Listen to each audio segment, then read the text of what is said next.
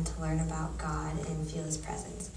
I definitely loved God and wanted to give my life to him. I'm just not sure I completely understood what giving my life to God meant at that age. Fast forward to my senior year of high school, I was ready to graduate, excited for the future, and optimistic about beginning my career. I had landed my dream job at a veterinary clinic, was surrounded by some really close friends, and was happy to get to spend the summer with my boyfriend.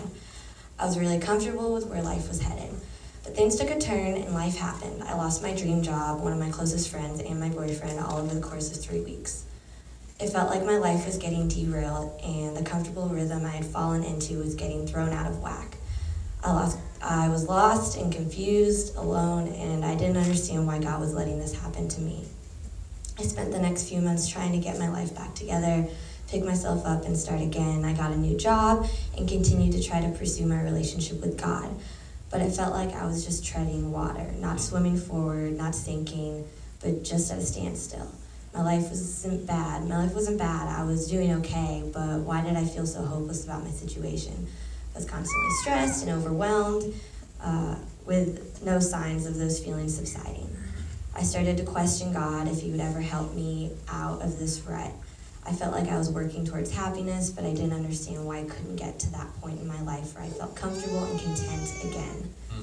I fell into a depression, and I was terrified that this was just how my life was.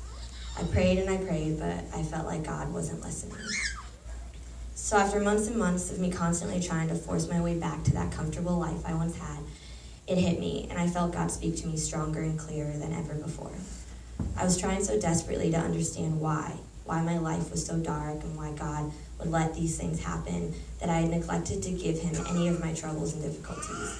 I had neglected to give him my hopelessness and my depression, my worries and my stress. I was so caught up in asking why, and trying to force my way back to happiness that I neglected to give up control and give it to him.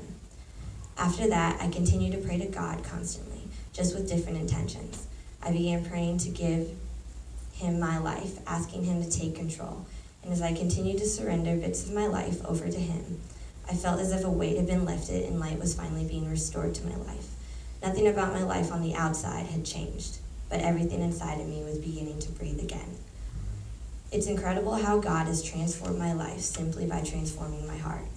Seeing and feeling God move in my life these past couple of months has inspired and led me to want to commit my everything to him and fully surrender my life publicly. Though I'm not working my dream job yet, and life doesn't look quite as comfortable as it once did, I know God has a plan. I've seen how he's transformed my life and my heart in just a few weeks, and I'm confident in how he will continue to move in my life as long as I continue to trust him and make room for him in all that I do. That's incredible. How cool. It's so cool. And I don't want to retell her story. You guys already heard it, but it's just so fun. This is what it's all about. And so go ahead and step in. You're going to face this direction. All right. Yes. I'll watch the video. Yeah, I'm a little nervous now. All right. So Britt, is Jesus your Lord? Upon your public profession of faith in Jesus, I baptize you in the name of the Father, the Son, and the Holy Spirit. Buried in likeness of Christ. Raised to walk in a new life.